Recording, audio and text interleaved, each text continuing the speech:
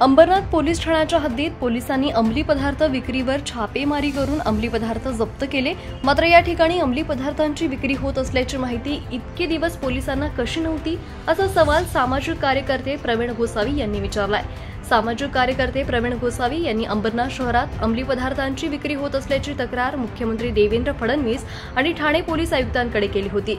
त्याच अनुषंगाने अंबरनाथमध्ये गुरुवारी रात्री भगतसिंग नगर परिसरातील अंमली पदार्थांच्या अड्ड्यावर छापेमारी करण्यात आल्याचा दावा गोसावी यांनी केलाय।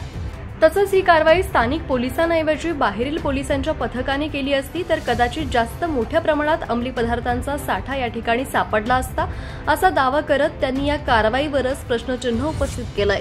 अंबरनाथ शहरात आजही अनेक ठिकाणी अंमली पदार्थ विकले जात असून त्यावरही पोलिसांनी कारवाई करावी आणि महाराष्ट्रातील आया बहिणी सुरक्षित राहण्यासाठी अंमली पदार्थ विक्रीचा धंदा मोडीत काढावा, अशी मागणी गोसावी यांनी मुख्यमंत्री देवेंद्र फडणवीस यांच्याकडे पत्राद्वारे केली आहे।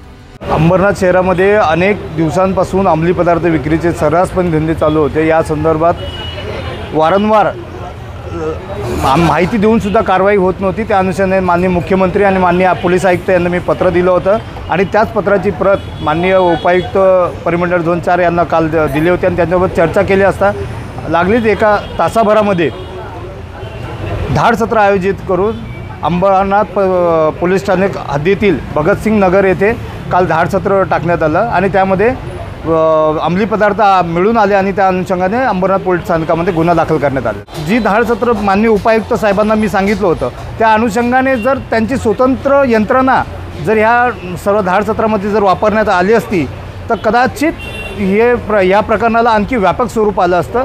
जे पोलीस कर्मचारी तिथले या सर्व भागामध्ये फिरत असतात, दैनंदिन फिरत असतात, कदाचित तिथल्या फुटेज आपण तपासावेत, दैनंदिन फिरत असतात, तर ही कशासाठी येतात आणि येत असतील तर त्यांना याची माहिती नव्हती का? तर याच्यामध्येच मला असं दाट शक्यता आहे की पूर्वकल्पना याच्यामध्ये ह्या सर्व अंमली पदार्थ विक्री करणाऱ्या लोकांना दिली असावी आणि त्या अनुषंगाने मुद्देमाल हस्तगत करण्यामध्ये यांना जास्त यश आलं नसावं।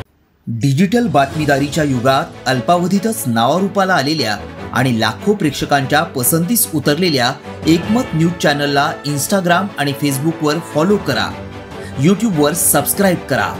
एकमत न्यूजशी संपर्क साधण्यासाठी 6384040404 या क्रमांकावर कॉल करा। बातमी म्हणजेच एकमत न्यूज।